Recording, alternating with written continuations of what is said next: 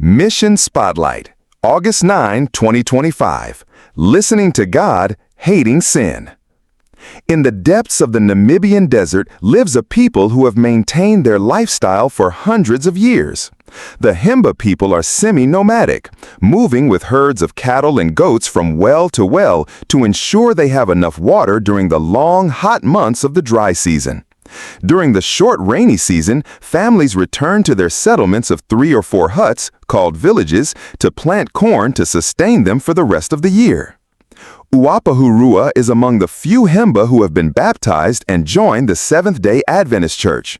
He first heard about God through an evangelistic program that began with a 13th Sabbath Offering in 1993. This is his story. Uapahurua was a typical Himba teenager. He stole, fought, and drank alcohol. These 3 activities were often connected. In raising goats, cattle, and corn, the Himba people are self-sufficient and rarely need money for anything. But once a month, a flow of cash enters the Himba community when the elderly receive government pension payments. When the money comes in, young people often go to their grandparents to ask for cash to buy alcohol. Small entrepreneurs know when the pension money arrives and travel to the Himba villages to sell alcohol. As people begin to drink, fights inevitably break out. One day, Uapahurua saw a drunk teenager push another and yell, "Get out of my way, I want to pass." The pushed teenager retaliated.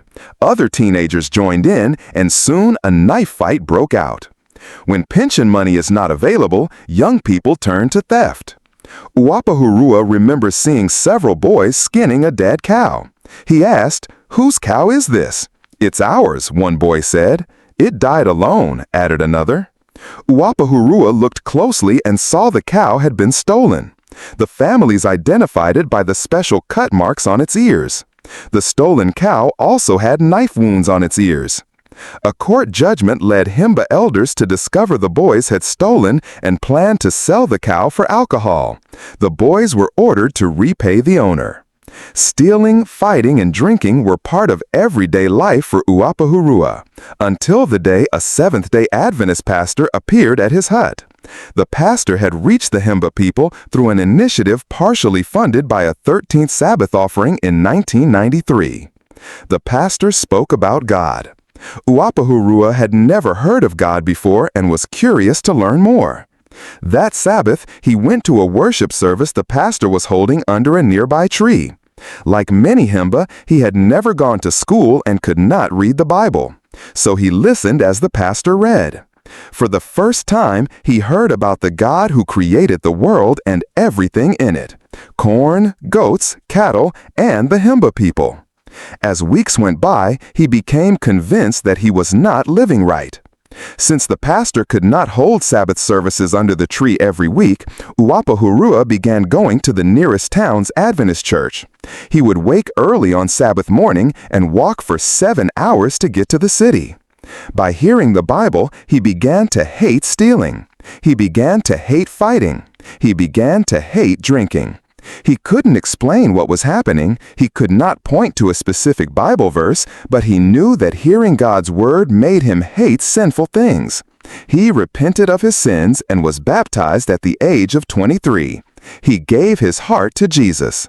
Today, he is 46 years old. "It has not been an easy journey," he says. "The temptations to return to my old life are many.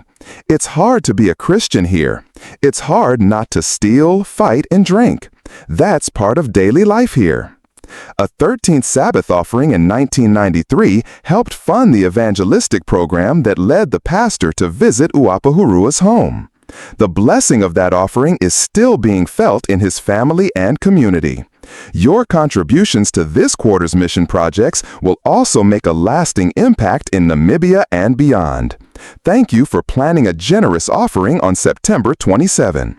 If this message spoke to your heart, subscribe to the channel and write in the comments where you are watching from. This helps God's Word reach more people.